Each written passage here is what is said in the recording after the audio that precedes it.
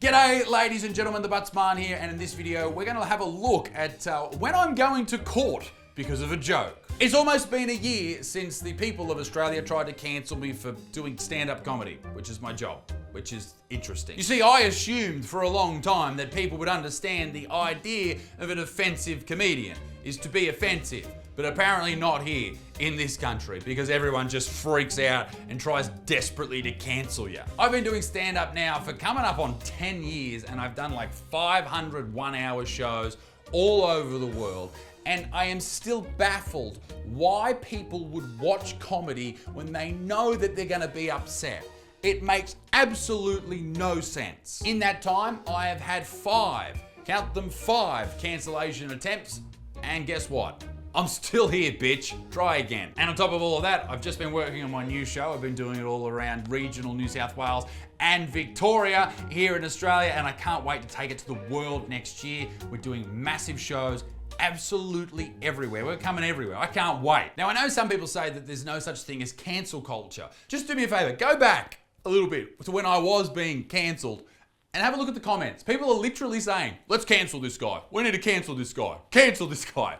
So I think there's a little bit of a culture there. So, the joke, if you don't know, the one that I was labelled a racist over and I received death threats and people in public tried to fight me and all this shit. Well, it was two jokes, and it was from a 30-second piece of material that I was doing all over the country after COVID, and it was about Aboriginal people. Because in my show, believe it or not, I like to go after everybody, which includes Aboriginal people, white people, Muslims, Christians, Catholics, people with autism. Everyone. The particular piece about Indigenous Australians, people said was not funny. I stand by it. It was definitely funny. Just because you're offended doesn't mean it's not funny, mate. And remember this, when I tell a joke, chances are I don't mean it at all. That's not how I actually feel about anything. I tell jokes to make people laugh, not make political points like your other fucking comedians that you like, okay? Anyway, I digress. So there was a lot of people upset. There were TikToks, Instagram videos made, YouTube videos made, the whole shebang. And the abuse then went to my pregnant wife. People were going after her, the unborn baby, now known as Atticus. Which, you know what? People threatening an unborn child and a pregnant woman is strange, considering the people doing it are so easily offended. You would think death threats on a pregnant woman would offend people, but obviously not. The reaction from the unfunny public continued until about 8 days had gone by and then no one cared anymore, which is how cancel culture works. They pick someone for a little bit, then they give up. Then it went to a whole new level. I got served papers from the Human Rights Council, Human Rights Commission of Queensland, which is a state here in Australia. Not even where I performed the show.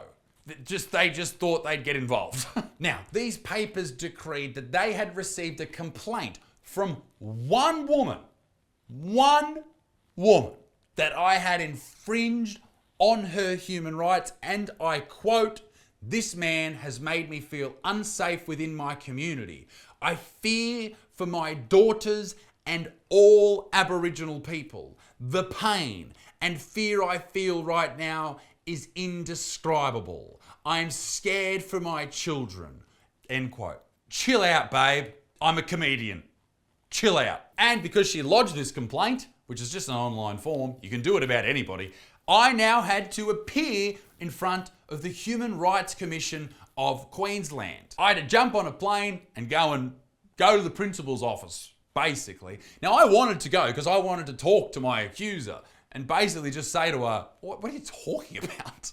Are you serious? I didn't go because my son was born around about the time they wanted to have this meeting. Now, they then had the choice whether or not to take it to the next level. And what this lady wanted from all of this was for me to apologize and to receive training, whatever the fuck that means. Now, this is where the last video that I made on this left off. And on that video right there, ladies and gentlemen, I want to thank you all for the amazing response to that people, so many messages, so much support, people offering, all these legal experts offering their expertise, their time, pro bono work. I appreciate you. There are so many people in this country, in America, in the UK, and all over the world that really value free speech and comedy. And I fucking appreciate it a lot. So, what's happened in the past 6 months? Well, the complainant had 28 days to make a written request to refer the complaint to the Queensland Civil and Administrative Tribunal or apply to the Commissioner for an extension of that time. And that is exactly what happened. They decided to take it to the next level because a conversation, a meeting wasn't enough. We needed to take this in front of experts, a panel, people who can make decisions. A little while later, from the Human Rights Council, I received this. We advised that on the 8th of May 2023, the complainant requested we refer this complaint to the Queensland Civil and Administrative Tribunal. We will now attend to a review of the file and preparation of the report for the referral to the Queensland Civil and Administrative Tribunal, and you will receive communication from us when the complaint has been referred. Now that I received on the 11th of May. The complainant was so offended, was so upset, so scared, so horrified at the jokes, one of which was a pun, by the way, that they had to take this to the next level. To take me, naughty me, and sit me in front of a tribunal, and who knows? Who knows what comes of this? Do I get sued? What do I even get sued for? Like, it's madness that this is allowed to happen. So here's what's happened since. Nothing. It's been 6 months. Nothing. Not a thing has happened. Nothing's transpired. I haven't heard. I've been left on scene. And to be honest, bit of a letdown. I could really do with the publicity. But more so, I was looking forward to going to the tribunal, to the court, and explaining myself and really getting into the crux of the idea that people should be allowed to joke about whatever they want. And in fact, speak about whatever they want. And who are you to sit at home and get so offended at a joke in a room full of people laughing with a professional comedian who's been doing it for 10 years telling a joke that obviously he doesn't fucking believe, and you sit there and you go, I am worried for my children. That is absolute madness, ladies and gentlemen, and that is the world we are in right now. That is absolute just craziness of the highest order. I remember when it happened and someone said to me that Isaac Butterfield just makes jokes of people weaker than him. And to that person, I say, fuck you, mate. That's crazy. Aboriginal people are not weaker than me, you fuck. This whole divide on race is madness. It is just so unnecessary. I treat everybody fucking equally, mate. And that's why in my crowds, in my shows, you see people of every fucking 1,000 genders and different colors and everything. Just fucking really pisses me off that people would think that just because the color of their skin is slightly different to mine, that they are weaker than me. That's crazy talk. That is crazy. In reality, that is racism. Is it not?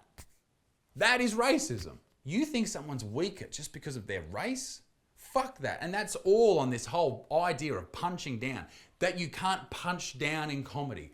Mate, you can punch anywhere. It doesn't matter. If it lands and people laugh, then it's good comedy. So, ladies and gentlemen, that is the wrap up. I haven't heard anything more. So I guess I'll update you when I do. Until then, be a good motherfucker. Peace in the Middle East. Me dick stinks. Toodaloo, au revoir.